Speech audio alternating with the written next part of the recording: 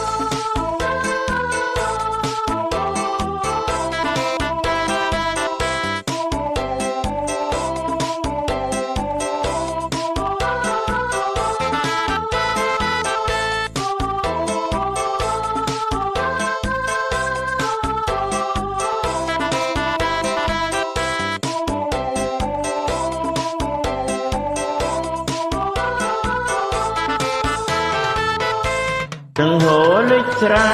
ទឹកហូរលិចស្រែអ្នកចិត្តបងទុនទិញទាំងតុងតូម្នេញ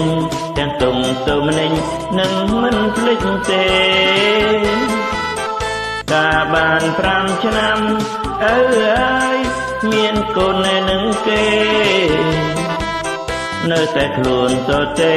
នៅតែខ្លួនតទេព្រាន់ប្រាំងចោលគ្នា